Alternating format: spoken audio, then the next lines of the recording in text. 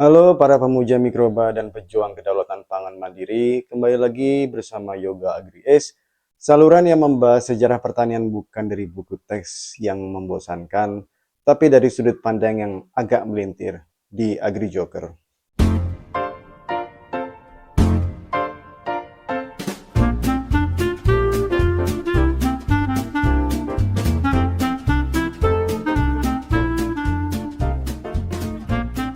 Kalian pasti tahu belakangan ini jagat sinema dan media sosial kita lagi gempar sama yang namanya film dokumenter Pesta Babi.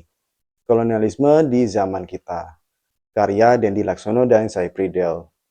Film yang menceritakan tentang jeritan masyarakat adat Papua, pembukaan lahan sawit masif, food estate, dan bagaimana ritual sakral adat Awan Atabon, pesta babi suku Muyu berubah jadi simbol ironis perlawanan agraria. Filmnya disensor, nobar di kampus-kampus dibubarkan, bikin netizen makin penasaran. Bahkan saya pernah debat dengan netizen perihal pesta babi yang katanya wajib dilarang karena ada embel-embel kata babinya. Kan jaga sembung banget itu. Itu inti filmnya bukan ngajak orang makan babi, sama seperti film Gladiator yang bukan ngajak penontonnya jadi gladiator. Absurd kan?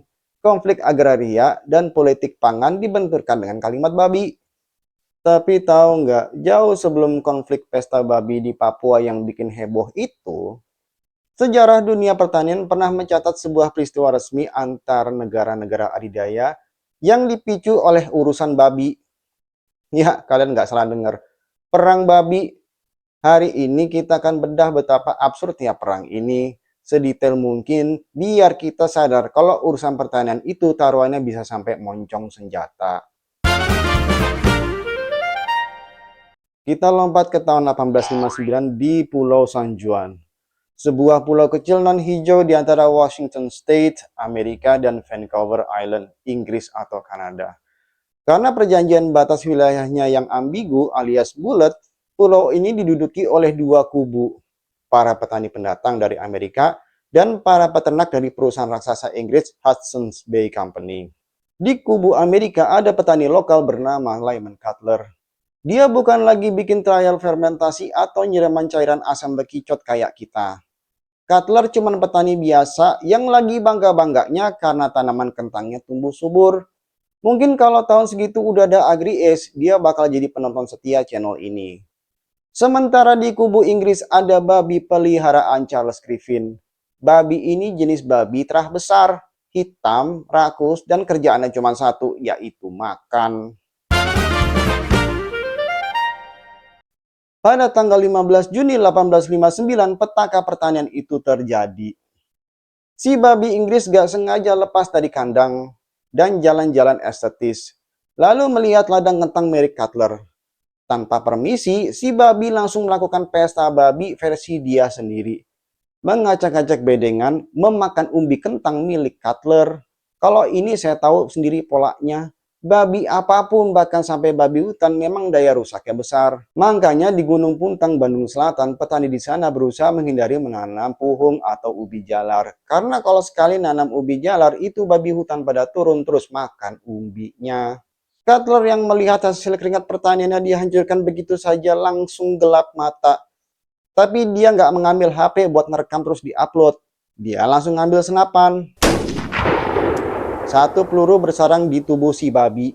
Babi Inggris ini tewas seketika di atas bedengan kentang Amerika. Sebuah eksekusi mati demi pembelaan terhadap komunitas Solanaceae. Bisa sampai di situ? Oh, tentu tidak. Disinilah letak keabsurdannya. Kalau di Indonesia ada nobar film pesta babi dibubarkan aparat karena kekhawatiran geopolitik, di Pulau San Juan kematian satu babi memicu pergerakan aparat militer beneran. Cutler sebenarnya sempat merasa bersalah dan menawarkan ganti rugi $3 kepada pemilik babi, Charles Griffin. Tapi Griffin menolak dan meminta $100. Cutler tersinggung. Lah, babi lo yang makan kentang gue, kenapa gue yang mesti bayar mahal? Griffin mengancam akan melaporkan Cutler ke otoritas Inggris untuk ditangkap. Ketakutan akan hukum Inggris membuat Cutler mengadu ke Amerika Serikat dan respon militer Amerika Serikat sangat responsif untuk urusan babi. Babi. Bulan Juli 1859, Kapten Angkatan Darat AS George Pickett yang nantinya terkenal di Perang Sipil, mendarat di pulau itu membawa 66 tentara bersenjata lengkap untuk melindungi rumah Cutler dan ladang kentangnya. Pada awal Agustus 1859, Inggris merasa kedaulatannya diinjak-injak oleh 66 tentara AS. Gubernur wilayah Inggris kemudian mengirim 3 kapal perang raksasa yang dilengkapi meriam, membawa total lebih dari 1.000 tentara Inggris ke teluk pulau tersebut. Di akhir Agustus 1859, Amerika menambah pasukan menjadi 461 tentara dengan 14 meriam, sementara Inggris menyiagakan 5 kapal perang dengan 167 meriam dan 2.140 pasukan. Mereka saling berhadapan. Moncong meriam siap meledakkan pulau hanya menunggu perintah tembak saja.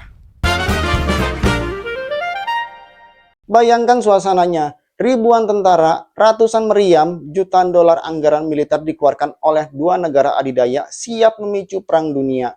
Hanya demi seekor babi yang mati karena mencuri kentang. Beruntung Laksamana Inggris Robert Baines tiba di lokasi.